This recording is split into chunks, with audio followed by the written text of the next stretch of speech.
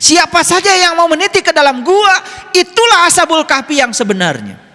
Jadi Ashabul Kahfi bukan soal sejarah. Ashabul Kahfi adalah learning to be, bukan learning to know. Buat apa kita cerita Ashabul Kahfi di masa lalu? Daripada kita cerita itu, lebih bagus kita menjadi Ashabul Kahfi di masa kini.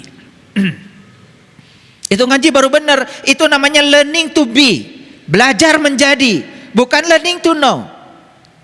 Dunia pendidikan kita tidak akan menghasilkan manusia berkesadaran kalau hanya learning to know. Hanya menghasilkan manusia-manusia penghafal. Kita tidak butuh manusia penghafal sekarang. Yang dibutuhkan adalah manusia pengamal. Jangan bangga kalau anak ibu hafal sekian juz, sekian. Buat apa kalau nggak diamalkan? Kita tidak butuh penghafal. Sekarang butuh pengamal. HP saya ini hafal 30 juz loh Quran. Coba diklik aja. Hafal, dia hafal 30 juz. Yang dibutuhkan itu adalah para praktisi yang mengamalkan Quran. Sesungguhnya awal agama itu adalah makrifatullah, mengenal Allah. Sekarang kita lihat ayat ini pelan-pelan. Ayo baca sama-sama. Ingatlah tatkala para pemuda itu mencari tempat berlindung ke dalam gua. Siapa yang mencari tempat berlindung ke dalam gua? Pemuda. Mana guanya? Gue. Jadi berlindung kemana? Keluar apa ke dalam? Ke dalam. Bukan cari gua. Pergi ke gua Pakar, pergi ke gua Lalai, pergi ke gua Pawon. Hati-hati di gua Pawon, seur kalong. Begitu masuk ke gua Pawon, wow, bau. Karena apa? Kalongnya banyak, di situ mereka berak. Gak sehat. Tapi ini gua kok sehat? Karena kita disuruh masuk ke dalamnya, betul nggak? Ulangi lagi. Tatkala para pemuda itu mencari tempat berlindung ke dalam gua. Berarti kalau berlindung ke dalam gua, guanya aman nggak? Aman nggak? Kalau kalian berlindung ke sini, aman nggak? Aman. Karena yang membuat kita celaka itu karena kita keluar terus. Begitu mencari tempat berlindung ke dalam diri, pertama kita tidak akan ada konflik dengan diri kita sendiri. Begitu sudah tidak ada konflik dengan diri sendiri, kemungkinan konflik dengan orang di luar diri kita sangat kecil. Orang yang sudah menemukan welas asih di dalam, pasti asihan keluar. Orang yang sudah menemukan kesucian di dalam, apapun yang di luar menjadi suci kelihatannya. Ayo, saya mengajak kalian semua meniti ke dalam diri. Ayo, tinggalkan kebanyakan orang, masuk ke dalam gua, tempat berlindung yang disediakan Tuhan. Itulah Baqah al-Mubarakah, tempat tersembunyi yang diberkahi. Di situ tidak ada konflik. Begitu kita masuk ke situ, kita menjadi selesai dengan diri kita sendiri. Kalau sudah selesai dengan diri kita sendiri, gak ada urusan dengan orang lain. Orang lain mau baik kepada kita, orang lain tidak baik kepada kita, biarkan saja. Karena kita sudah menjadi diri kita sendiri. Apa yang terjadi selama ini? Karena kita tinggal dalam kerumunan. Orang baik sama kita, kita baik sama dia. Orang lain tidak baik sama kita, kita pun tidak baik sama dia. Begitu terus hidup kita seterusnya. Karena kita tidak mencari tempat yang aman di dalam. Mari kita lihat ayat ini. Kata-katanya luar biasa. Faqalu, si pemuda tadi yang mencari tempat berlindung ke dalam dirinya, apa yang dia katakan?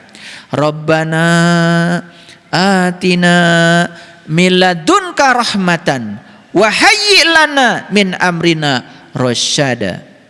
Wahai Tuhan kami, berikanlah rahmat kepada kami dari sisimu dan sempurnakanlah bagi kami petunjuk yang lurus dalam urusan kami. Dia bicara dengan siapa? Ayo jawab pertanyaan saya. Dia bicara dengan siapa? Lihat kata-katanya. Wahai Tuhan kami. dalam gua bicaranya, wahai Tuhan kami. Berarti ketemu Tuhan? Ketemu Tuhan? Jelas banget. Jelas ini bukan gua yang di Yordan. Dan diklaim gua Al-Kahfi itu yang di Yordan. Akhirnya kita semua ke sana. Mau meluangkan uang 40 juta hanya untuk melihat gua yang sempit di sana. Tapi kita tidak mau melihat gua yang luas dalam diri kita walaupun gratis. Makanya kata Nabi, ilmu ini jika aku tawarkan kepada mereka yang tidak mencarinya, gratis saja belum tentu mau. Itulah manusia kadang-kadang konyol. Begitu punya foto, lagi berfoto di sana, di gua yang di sana yang sempit, saya udah ke sana sama istri saya. Karena saya apa? Saya tidak mau ngomong, tapi saya belum membuktikan. Saya ngeluarin uang untuk itu. Begitu sampai di sana, ternyata sempit guanya. Padahal di Quran dikatakan dalam gua itu ada matahari terbit, nggak ada di sana. Poek. Mari kita lihat ayat ini. Ulangi lagi. Begitu dia masuk ke dalam gua, si pemuda ini ngomong apa? Rabbana, ya Tuhan kami. Gak mungkin ngomong gitu kalau gak jumpa dengan Tuhan. Gak mungkin ngomong begitu kalau tidak berjumpa dengan jati dirinya sendiri. Masuk akal? Makanya kritis dong kalau ngaji itu. Biar pinter dikit. Dikit aja dulu pinternya, gak usah banyak-banyak. Begitu dia masuk ke dalam gua, doanya begitu. Berarti gua tuh apa? Gua itu adalah tempat pertemuan. Antara siapa? Antara Nur Insan, Nurullah, Nur Muhammad. Tempat melakukan syahadat sejati yang sebenarnya. Makanya doanya, Rabbana atina min ladunka rahmatan wa hayyi' lana min amrina rasyada. Rasyada, rasyid, irsyad jadi mursyid. Jadi sebenarnya rasyada itu artinya adalah cerdas. Jadi si pemuda ini masuk ke dalam gua ingin jumpa dengan yang maha cerdas supaya dia jadi cerdas. Makanya siapa yang sering berkunjung ke dalam diri sejatinya, mengunjungi diri sejatinya, pintar jadinya. Pintar tanpa belajar, cerdas tanpa berlatih. Tahu-tahu Quran ngerti aja. Karena itu sudah janji Allah, inna alaina jam'ahu wa qur'anahu. Aku akan kumpulkan Al-Quran di dalam dadamu. Itu janji Allah dalam kesadaran. Clear sampai di sini. Jadi orang ini pergi kemana? Ke gua. Meninggalkan siapa? Kerumunan. Akan dianggap orang asing? Mungkin awalnya. Tetapi ketika dia sudah berkunjung ke dalam gua, bertemu dengan yang pemilik gua, dia menyerap sifat-sifat yang ada pada sang pemilik gua itu, maka dia tahaluk bi ahlakillah. Walasan, asihan, peduli, itu hasilnya. Itulah Nabi Muhammad. Itulah Nabi Isa, itulah Nabi Musa, itulah Nabi Ibrahim, itulah Nabi Musa. Mereka semua masuk dulu ke dalam gua, menemukan jati dirinya. Begitu sudah keluar dari gua, bukan jadi orang asing lagi. Bahkan dia bisa memberikan kedamaian dan ketentraman sama kerumunan. Sampai di sini ngerti? Oke, lanjut dulu. Jangan dulu puas. Kemudian Allah mengatakan, maka kami tutup telinga mereka beberapa tahun dalam gua itu. Ditutup apanya? Ditutup apanya? Telinganya. Coba kalau ditutup telinga apa? Hening, bening. Suara-suara dari luar yang membuat pikiran kita terganggu. Hening, bening. Ini Quran.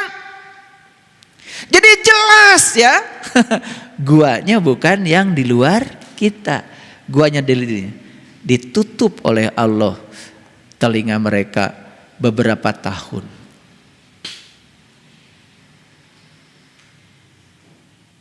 Coba, mana yang paling bagus? Nutup mulut orang atau nutup telinga sendiri? Pintar kalian itu. Kalau gitu, kalau orang ngomong gak karu-karuan tentang kita, mana yang mau ditutup? Mulut orang atau telinga kita? Bohong. Masih pencemaran nama baik kek. Lapor sana, lapor sini, jika perlu bayar pengacara. Itu namanya belum tutup telinga. Karena kalian ingin membungkam mulut orang. Saya tanya, itu mulut orang di mana adanya?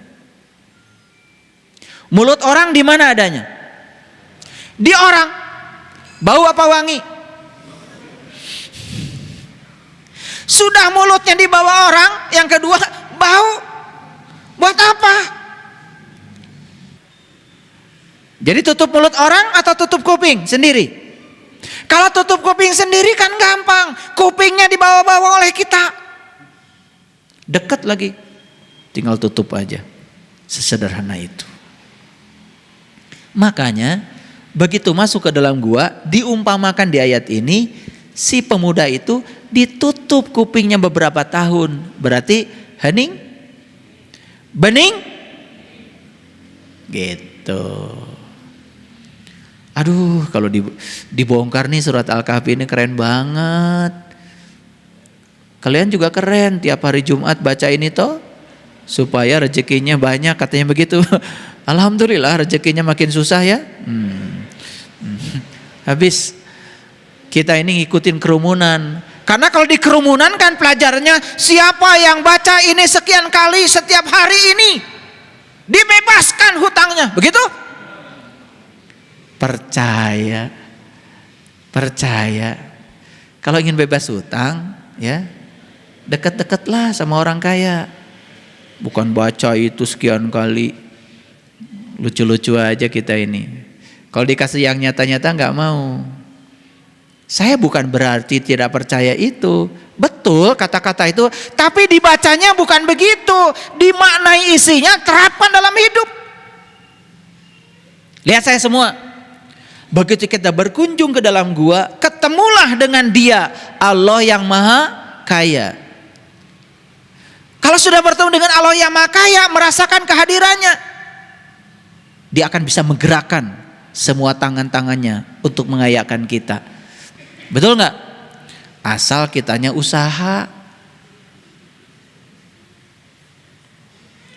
Pengen tahu nggak caranya memindahkan uang dari rekening orang ke rekening kita? Mau? Kalau kalian nggak mau ya udah nggak saya kasih tahu. Nih, lihat saya semua. Ayah Asep itu rekeningnya banyak tuh duitnya. Sekarang mau saya pindahkan ke rekening saya. Gimana caranya? Pertama kenalan dulu dong sama Ayah Asep. Betul nggak? Setelah itu kemudian saya bilang sama Ayah Asep, Ayah Asep, bisa nggak saya kerja sama Ayah Asep? Boleh Pak Saiful. Saya sekarang mau kerja bagian ngambilin telur aja deh. Karena Ayah Asep punya peternakan meri kan? Itik. Saya kerja sama beliau. Bagian ngambilin telur. Jual ke pasar. Setorkan sama Ayah Asep.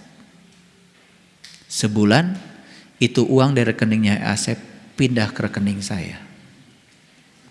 Nyata apa tidak? Melanggar hukum apa tidak? Gitu aja, gampang kok.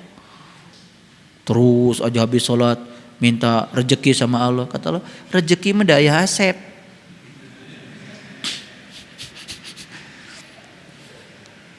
Baca surat Al-Kahfi sekian putaran. Malah jadi bikin jauh rezekinya. Kenapa? Habis waktu baca itu. Udah gitu gak ngerti lagi. Coba pakai nalar. Jadi yang dibaca itu sebetulnya bukan dibaca Arabnya, bukan. Pahami isinya, terapkan dalam hidup. Kaya.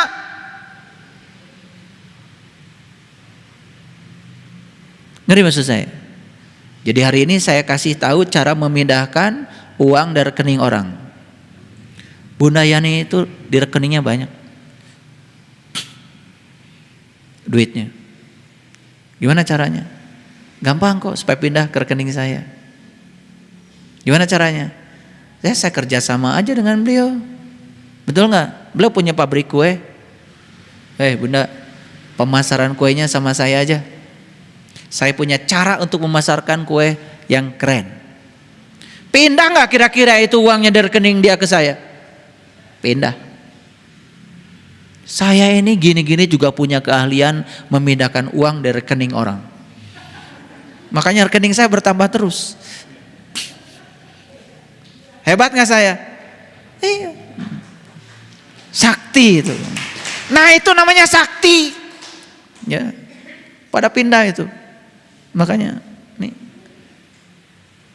Suka bunyi di sini tuh. Nit. Kalau udah getar itu, wah ini. Udah ada notifikasi. Ada transferan 2 juta. Kan gak mungkin orang tiba-tiba transfer duit sama saya kalau gak ada hubungan. Betul gak? Iya. Begitu saya tulis, terima kasih ayah, bukunya sudah sampai. Oh beli buku, kan pindah rekeningnya dia ke saya. Betul gak? Bikin karya, saya bikin buku. Buku dibeli orang, kan begitu dibeli pasti uangnya pindah ke rekening saya.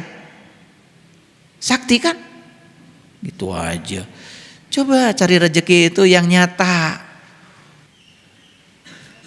Ini dari tadi saya ngomong paham gak? Tutup telinganya. Artinya apa? Jangan kamu berubah dengan apa kata orang tentang dirimu. Jadi orang asing. Jadi dirimu sendiri. Itu keren. Lanjut. Nah ini tambah kencang lagi nih ayatnya. Ayat 12. Kemudian kami bangunkan mereka. Jadi ketika si pemuda masuk ke dalam gua itu, hakikatnya dalam bahasa Quran tuh dia tidur. Makanya harus dibangunkan lagi. Nah tidur dalam bahasa hakikat artinya adalah kita menjadi fana dengan kehidupan ini. Karena menunggal dengan sang pemilik semesta raya. Itu yang disebut dengan tauhid. Tauhid itu bukan ilmu mengesahkan Tuhan. Ilmu memanunggal, merasakan kehadirannya. Ayo belajar tauhid mengesahkan Tuhan. Tuhan gak perlu diesahkan, udah Maha Esa kok. Kamu lagi mau mengesahkan Tuhan, emang bisa? Kita ini disuruh mengesah kok dengan Tuhan.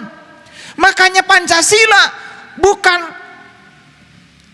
satu Tuhan yang Maha Esa, enggak, ketuhanan yang Maha Esa. Bukan disuruh mengesahkan Tuhan, kita disuruh merasakan kehadirannya. Tuhan dan ketuhanan beda. Tuhan itu being, tapi ketuhanan experience of being. Pakai bahasa Inggris sedikit biar tambah gak ngerti. Tuhan itu being. Being itu apa? Keberadaan. Experience of being itu artinya merasakan keberadaannya Tuhan. Itu namanya ketuhanan. Sing ngerti atuh.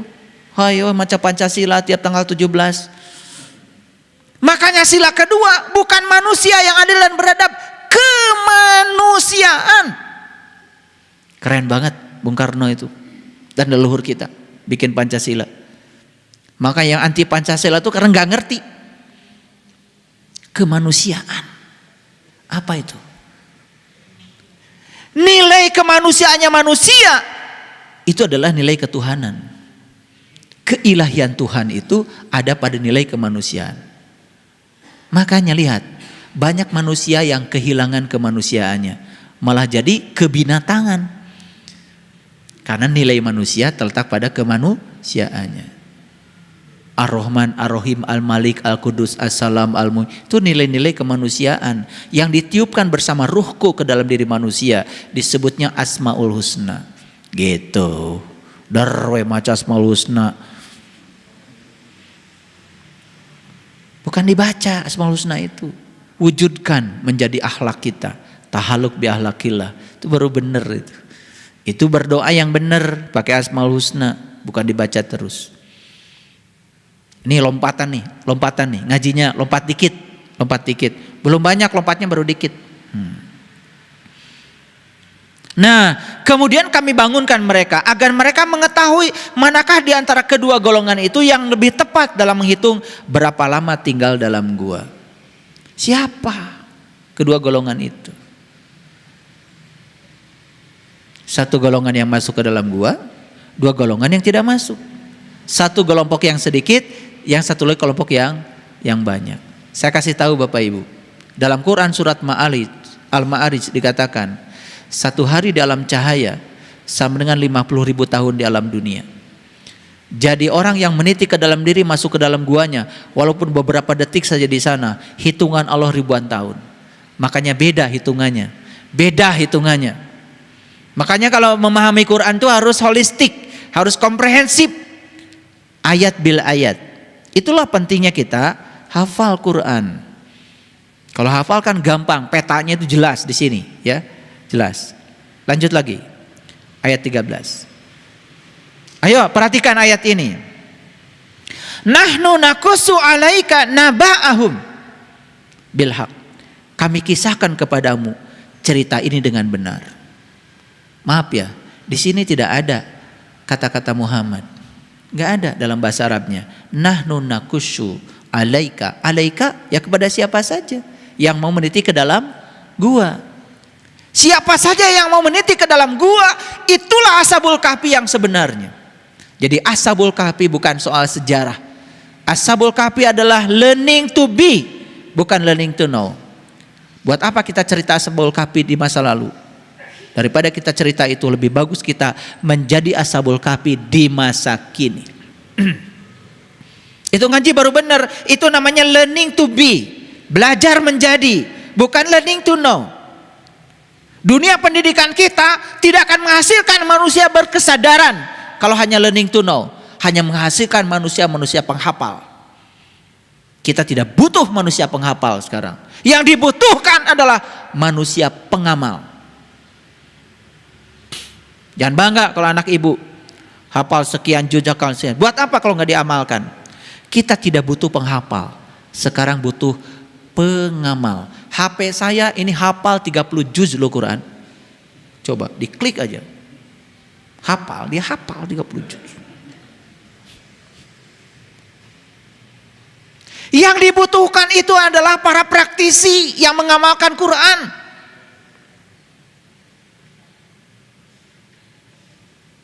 Setuju dengan saya?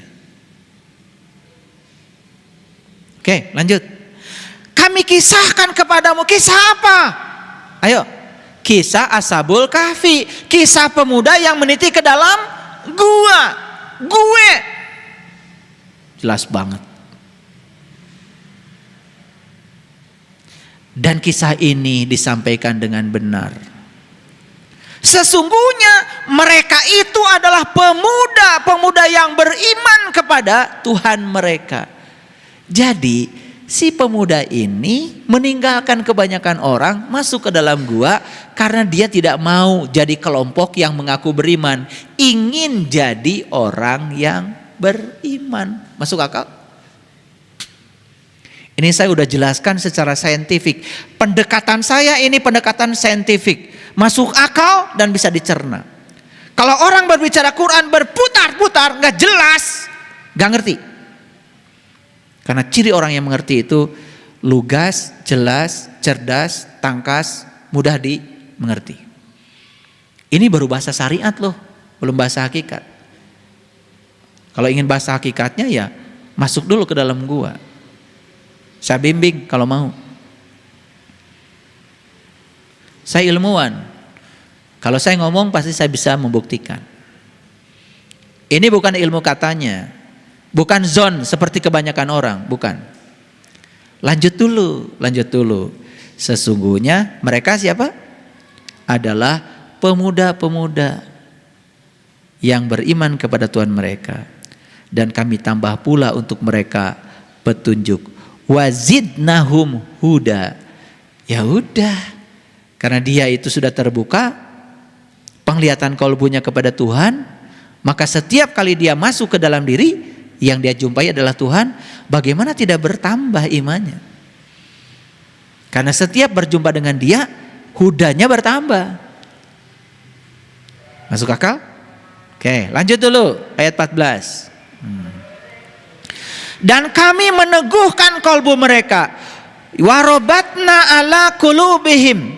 Kami meneguhkan kolbu mereka, bukan hati. Hati dengan kolbu beda. Awas, jangan kecele. Hati bahasa Arabnya qobid, kibdah. Ini bukan cerita qobid, bukan cerita kibdah, cerita kolbu. Kami teguhkan kolbu mereka di waktu mereka berdiri. Lalu mereka pun bertanya, Tuhan kami adalah Tuhan langit dan bumi. Kami sekali-kali tidak menyeru Tuhan selain dia. Karena dia sudah tahu dan kenal kepada Tuhan. Sesungguhnya kami kalau demikian telah mengucapkan perkataan yang amat jauh dari kebenaran. Jadi kalau dia itu menyeru yang selain Tuhan, berarti dia mengucapkan sesuatu yang jauh dari kebenaran. Itulah kebanyakan orang. Yang tadi, yang kasiro itu. Ayat 15. Kaum kami ini telah menjadikan dia sebagai Tuhan-Tuhan. Mengapa mereka tidak mengumumkan alasan yang terang tentang kepercayaan mereka? Siapakah yang lebih zalim daripada orang-orang yang mengadak-adakan kebohongan tentang Allah? Jadi ketika kita mengimani Allah dengan zon, dengan katanya, dengan persepsi, apalagi Allah dijelaskan, apalagi Allah diterangkan. Kalau ada orang yang menerangkan Allah, menjelaskan Allah, pasti persepsi tentang Allah. Itu namanya zon. Jadi Allah tidak bisa diterangkan, tidak bisa dijelaskan. Rasakan saja kehadirannya sebagai sebuah pengalaman pribadi. Itulah yang iman yang sebenarnya. Para sahabat, lihat ayat 16. Dan apabila kamu meninggalkan mereka, siapa mereka ini? Kebanyakan, kerumunan. Dan apabila kamu meninggalkan mereka dan apa yang mereka sembah selain dari Allah, karena yang disembah mereka itu zon, persepsi, pikiran, perasaan mereka sendiri, bukan kebenaran. Dan apabila kamu meninggalkan mereka dan apa yang mereka sembah selain Allah, maka satu-satunya cara, kata Allah, carilah tempat berlindung ke dalam gue. Niscaya Tuhanmu akan melimpahkan sebagian rahmatnya kepadamu dan menyediakan sesuatu yang berguna bagi urusanmu. Apa yang terjadi ketika masuk ke dalam gua? Lihat ayat selanjutnya. Dan kamu akan melihat matahari ketika terbit. Saat masuk ke dalam gua, kamu akan melihat matahari terbit di dalam gua itu. Condong dari gua ke sebelah kanan. Karena matahari rohani bukan matahari jasmani. Kalau matahari jasmani keluarnya dari kiri. Jadi kalau di Quran ada kanan itu rohani, kalau ada kiri jasmani. Matahari ada dua, matahari dari alam rohani, dari dalam gua kita, ada matahari dalam jasmani, itu matahari yang di luar. Kita baru tahu matahari satu yang di luar. Padahal kata Quran, Rabbul Masyriqain wa Rabbul Maghribain. Ada dua matahari yang harus kamu ketahui. Gitu, makanya sepanjang matahari dalam guanya belum terbit, poek. Pikiran menjadi gelap, jiwa menjadi gelap, penyakit fisik tidak bisa dihindari lagi, ambruk, kolesterol tinggi, gula darah tinggi, lemak, macam-macam penyakit. Iya, itu. Nah, jadi ya, oleh karena itu harus sayang pada diri kita sendiri. Ayo kita mulai sembuhkan. Ya, baik. Dan kamu akan melihat matahari ketika terbit condong dari gua mereka ke sebelah kanan dan matahari terbenam menjauh mereka ke sebelah kiri. Jadi matahari rohani itu akan terbenam lagi kalau kesadaran jasmani kita muncul lagi. Masuk akal, ya. Sedang mereka ya berada di tempat yang luas dalam gua itu. Para sahabat, kalau para sahabat sudah bisa meniti ke dalam gua, ke dalam gue, ternyata gua yang ada di dalam jauh lebih luas tanpa batas. Itulah kalau gua yang di alam jasmani mah di dunia semuanya juga sempit. Nah, itulah sebagian dari tanda-tanda Allah. Itu baru tanda Allah loh. Jadi kesimpulannya, kalau ingin melihat tanda-tanda Allah, masuk saja ke dalam gua. Barang siapa yang diberi petunjuk oleh Allah, dia akan mendapatkan petunjuk dari seorang penunjuk jalan. Barang siapa yang tidak dikehendaki dapat petunjuk, sampai mati tidak akan bertemu dengan seorang guru. Disitulah ada kata-kata ya, mayyahdillahu fahuwal muhtadi wa mayyudlil falan tajidalahu waliyan mursidan. Disinilah muncul kata-kata mursyid. Makanya guru pembimbing yang bisa mengantarkan kita meniti ke dalam gua sering disebut mursyid. Itu bahasa Quran. Sampai di sini mengerti? Oke, kalau sudah mengerti, saya lanjutkan.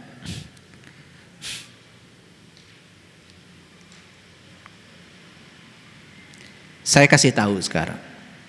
Semua orang yang telah mencapai apapun yang berharga di kehidupan ini, karena mereka memiliki keberanian untuk menjadi orang asing. Setuju? Ayo. Thomas Alva Edison menjadi berharga karena menciptakan listrik. Dia keluar dari kerumunan banyak orang. Bahkan sempat tidak naik kelas. Disebut idiot, disebut gila. Bahkan Nabi Muhammad di zamannya ketika meninggalkan kerumunan, beliau pun disebut gila. Betul? Ulangi lagi. Semua orang yang telah mencapai apapun yang berharga di kehidupan ini, karena mereka memiliki keberanian untuk menjadi orang asing. Jadi, para sahabat tidak akan mencapai yang berharga kalau tidak punya keberanian untuk menjadi orang asing. Paham ya?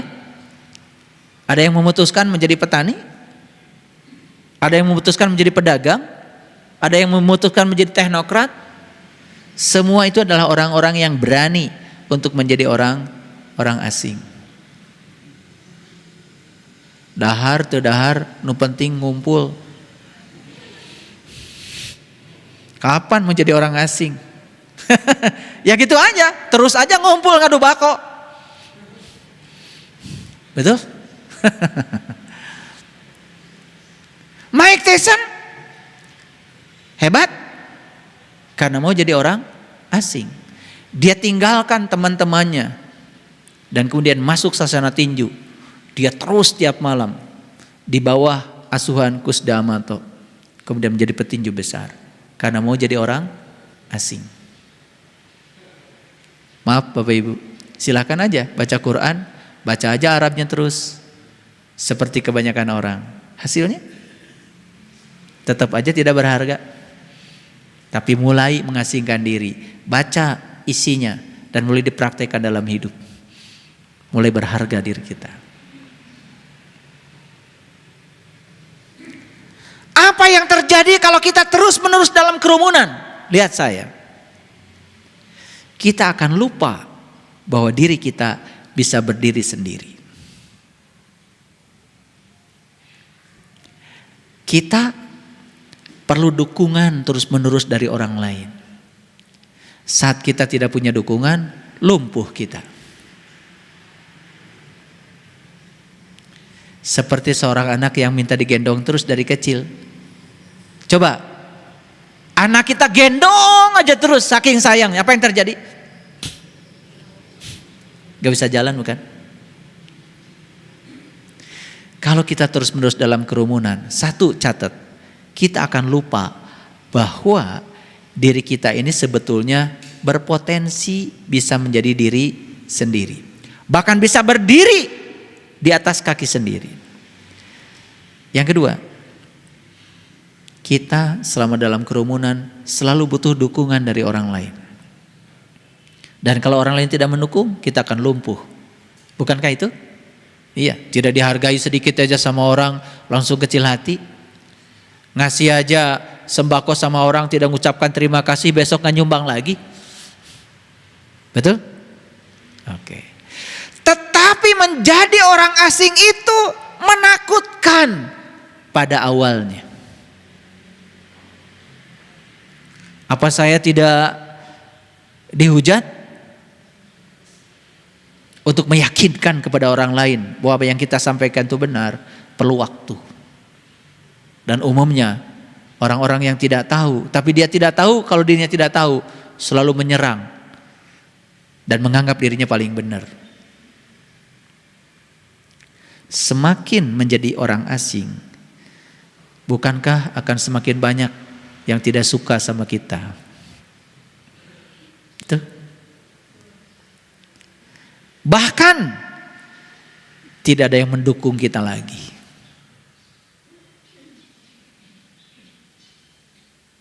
Banyak yang nawarin ceramah sama saya. Mau gak ceramah? Tapi isinya harus begini, begini, begini. Udah gak usah undang saya. Saya tidak bisa jadi kerumunan. Saya kalau ceramah ya gini gaya saya. Saya jadi diri saya.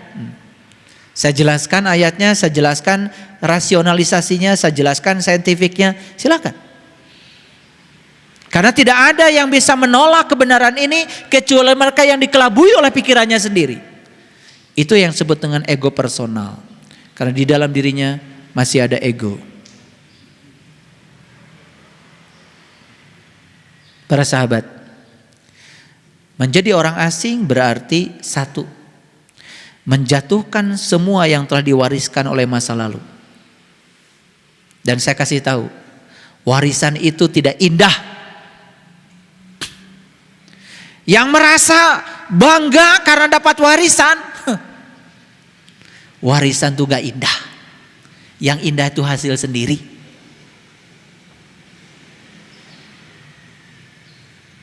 Makanya saya datang ke Bandung ini cuman punya baju satu, kemeja satu, sisanya bungkus Indomie, celana kolor aja. Duit gak punya. Makanya begitu saya sampai di Bandung, saya jadi asisten rumah tangga 8 bulan. Saking ingin sekolah, karena saya gak punya saudara di Bandung. Dan saya tidak mengeluh, karena saya ingin menjadi diri saya sendiri. Saya tidak mau warisan dari orang tua, gak mau, menolak. Karena orang tua saya gak punya warisan. Jadi saya berterima kasih sama Allah, terima kasih ya Allah. Orang tuaku tidak dikasih harta yang banyak sehingga tidak ada yang bisa diwariskan kepada saya. Karena saya tidak suka warisan. Dan saya perhatikan teman-teman saya yang punya warisan dari orang tuanya malah gak pada sekolah. Berantem ngurusi warisan. Sekarang hancur lebur, sekolah enggak, ilmu gak punya. Akhirnya hidupnya mohon maaf tidak lebih baik dari saya. Jadi saya bersyukur ya dikasih orang tua yang tidak punya harta sama sekali. Minta sekolah aja boro-boro dikasih uang, hanya air mata saja. Doa lagi. Tetapi doa itulah yang membuat saya bisa berdiri seperti sekarang ini para sahabat. Jangan menyepelekan doa. Doa orang tua itu luar biasa. Makanya ini saya kasih tahu nih para pemuda yang suka ngurusi warisan, pengen warisan. Warisan tidak indah. Itu warisan harta. Bagaimana kalau warisan ilmu? Warisan ilmu juga gak indah. Ilmu yang keren itu ilmu yang didapat oleh pengalaman pribadi sendiri. Makanya ada pengetahuan, ada ilmu. Pengetahuan dan ilmu beda. Pengetahuan yang sudah nyata menjadi pengalaman pribadi, itulah namanya ilmu.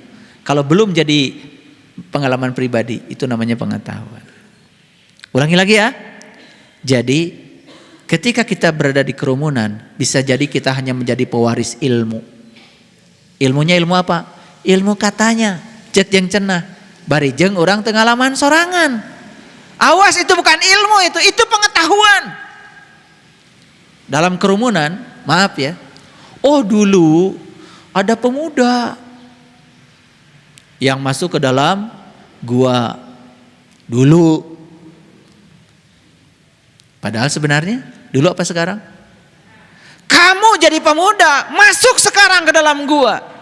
Jangan mau mengikuti kebanyakan orang. mengasingkan diri dari kerumunan. Keren? Itu satu. Maaf para sahabat, kita ini mewarisi bukan hanya harta dan ilmu saja. Kebencian pun kita warisi. Maaf ya. Karena ada orang tua yang bilang gini, nih anak-anak, kalau tahu ya, harta leluhur kita tuh dulu diambil tuh sama tantemu itu, serakah banget. Sampai anak-anak ini membenci tantenya. Siapa yang mewariskan? Yang kayak gitu aja diwariskan, cik atau nuk itu mentong. Betul nggak? Eta ngewa pun harus diwariskan.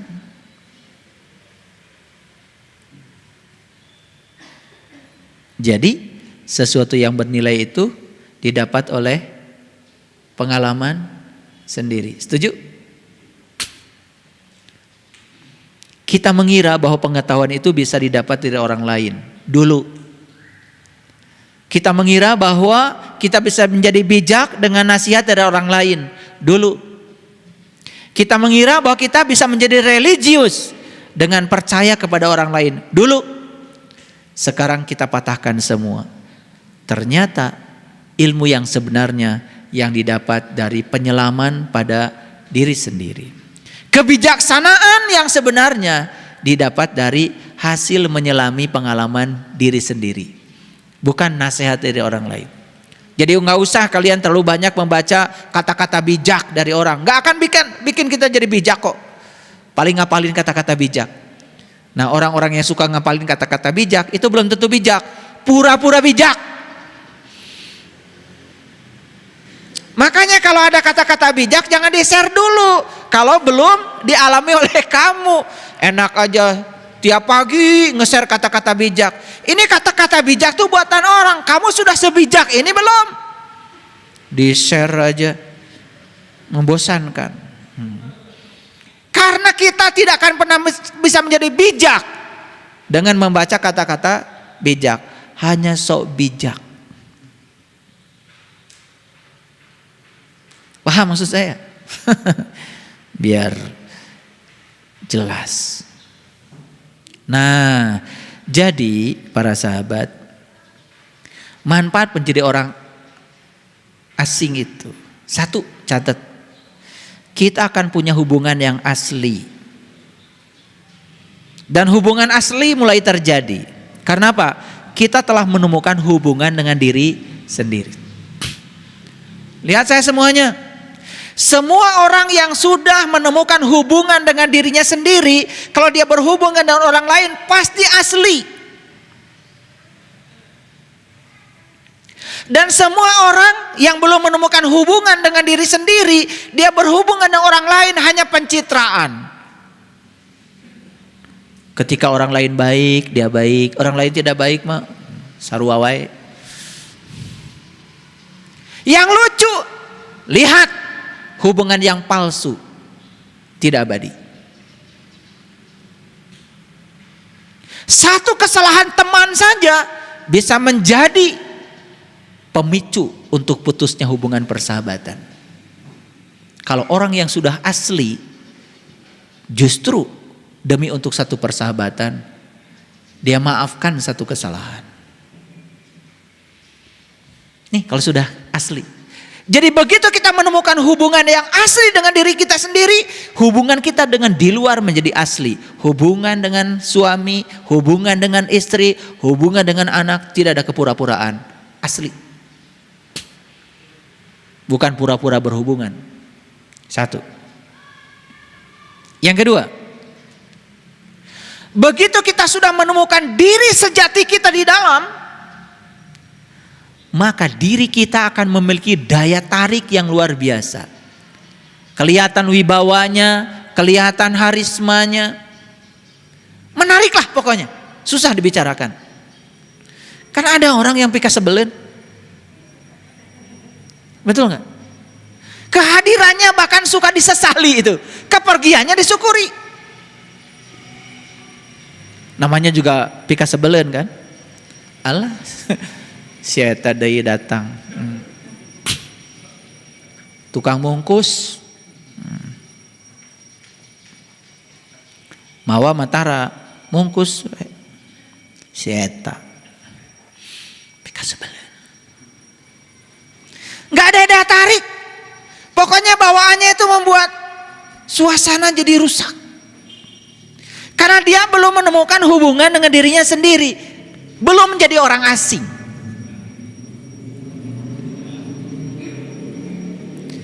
Dan biasanya orang yang tidak asli hubungan dengan dirinya sendiri hampa. Bisa nggak merasakan kalau orang ini berpura-pura? Capek nguruskan maneh mah. Orang yang berpura-pura kan coba pura-pura baik. Kalau baik sama dia, pagur pisah. Sedikit aja ngegel si eta. Gitu. Paham ya? Nah, ini manfaatnya kita mengasingkan diri dulu untuk menempa diri. Tidak mungkin rombongan Pandawa itu bisa menang di perang Mahabharata itu kalau tidak mengasingkan diri dulu. Mengasingkan dulu. Tapak dulu. Makanya Pandawa dari pengasihkannya menjadi berkarisma, berwibawa, penuh cinta kasih. Itu kan contoh-contoh sederhana yang kita sudah tahu. Cuman kadang-kadang kita nggak peka. Nonton yang begitu gitu saja. Betul nggak? Tahu hilet? Ulat? Menjijikan. Karena menjijikan dia ingin tampil indah. Caranya apa? Mengasingkan diri dulu. Puasa berminggu-minggu. Sampai akhirnya dikepompong. Puasa loh. Jangan dikira yang puasa cuma kalian. Hilet juga puasa. Kemudian bertransformasi dia menjadi makhluk yang lucu. Makanya ada lagu kupu-kupu yang lucu. Teu aya hilet yang lucu. Aya tuh lagu hilet nu lucu. Teu aya. Adanya kupu-kupu yang lucu. Padahal dulu mah hilet. Tetapi dari hilet menjadi kupu-kupu yang lucu, dia mengalami transformasi, mengasingkan diri. Sok atuh saya mengajak kalian mengasingkan diri dulu. Biar jadi lucu. Begitu sudah keluar dari tempat pengasingannya, lucu. Jadi pika sebelahnya tidak ada lagi.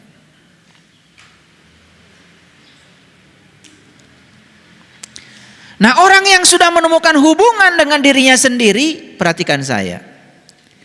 Dia mampu menciptakan hubungan dengan orang lain yang saling memuaskan. Dan umumnya orang yang hubungan dengan orang lain saling menghancurkan, itu karena dia belum menemukan jati dirinya. Soklah kalau nggak percaya omongan saya. Berhubungan dengan orang yang penuh dengan pencitraan, belum bertemu dengan jati dirinya, hubungan dengan dia pasti tidak akan saling memuaskan. Yang ada malah justru saling menghancurkan.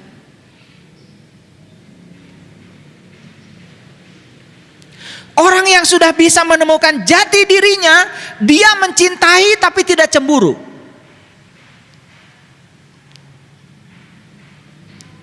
Awas, gak apa-apa, cemburu tanda cinta. Bohong. Yang masih cemburu tidak mencintai. Ini cemburu dalam dimensi yang sangat luas. Orang yang tidak punya cinta bukan sekedar cemburu, malah iri hati. Betul nggak? Puas ketika melihat orang lain jatuh. Senang ketika melihat orang lain runtuh. Dan dia tidak bahagia ketika melihat orang lain sukses. Ini orang gak punya cinta nih. Karena belum menemukan hubungan dengan dirinya sendiri. Jadi siapapun yang sudah menemukan hubungan asli dengan dirinya sendiri, dia akan mencintai tapi tidak cemburu. Nih. Yang suka cemburuan. Gimana? Sama siapa? Nah, itu tidak mencintai.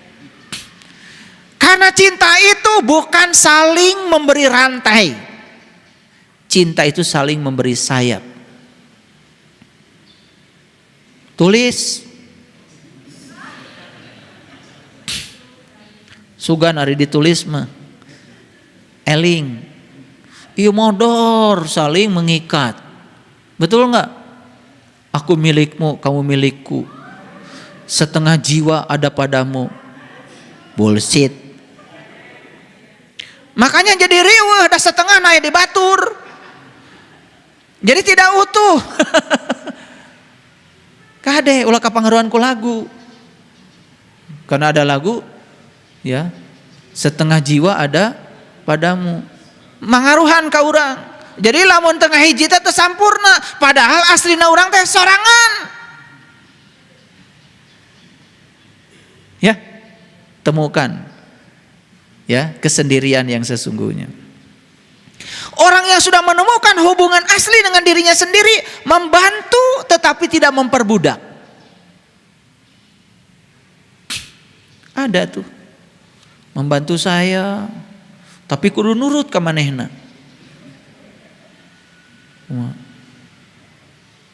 Ayah, biar dari saya ininya ini saya perhatikan. Tapi harus begini. Begitu saya tidak sesuai dengan keinginan dia, nggak usah tong mantuan. Riweuh. Mulai mendikte. Lama-lama lupa. Siapa guru, siapa murid, lupa.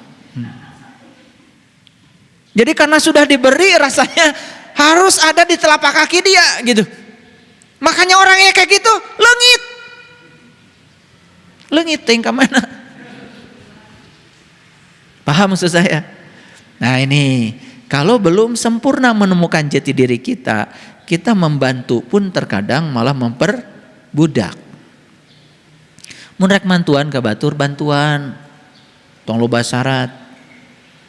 Makanya saya kasih tahu, kalau mau ngasih beras sama orang, ya ngasih aja, nggak usah tanya. Bunda cucu ngasih beras tuh, langsung aja beras masuk mobil, nggak nanya dulu. Ayah punya beras di rumah? Enggak. Itu bagus namanya. Saya bukan iklan, bukan, ya. Karena banyak yang juga nanya, ayah mobil ada berapa? Nggak usah, kalau mau ngasih mobil ngasih aja. Karena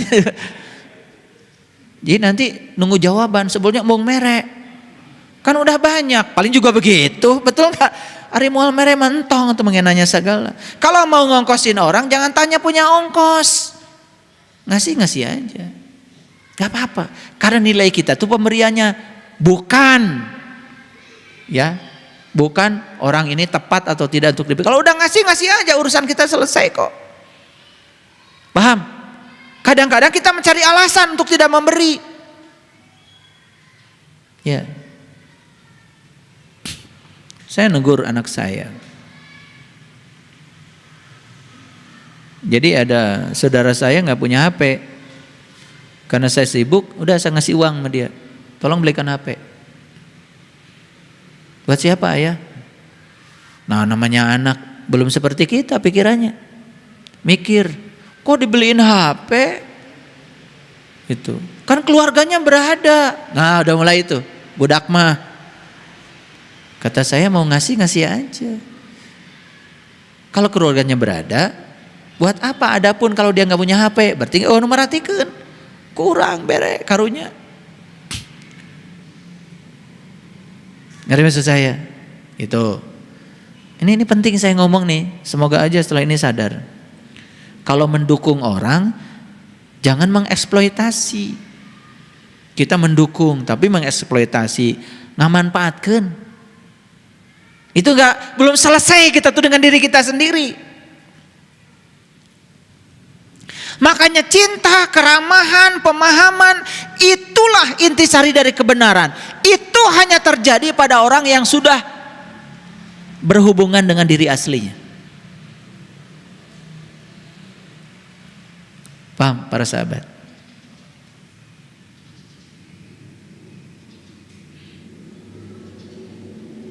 Sekarang ini kita sering berhubungan dengan orang-orang, mohon maaf, yang terbelakang usia mentalnya. Geus kolot tapi bubudakeun. Itu namanya terbelakang usia mentalnya. Tidak layak disebut orang dewasa. Kita pun berhubungan dengan orang-orang yang berpura-pura hebat, padahal enggak.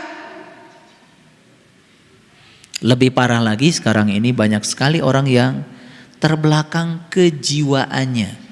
Kalau yang tadi mentalnya, terbelakang kejiwaannya. Mengapa? Satu, karena dia masih jadi diri palsu. Belum bisa menemukan diri aslinya. Karena dia takut untuk mengasingkan diri dari kebanyakan orang. Percaya sama saya, saat kebutaan kita hilang, maka kita akan menemukan keberadaan kita. Dan saat kita menemukan keberadaan kita, percaya sama saya, orang-orang mulai akan mendatangi kita.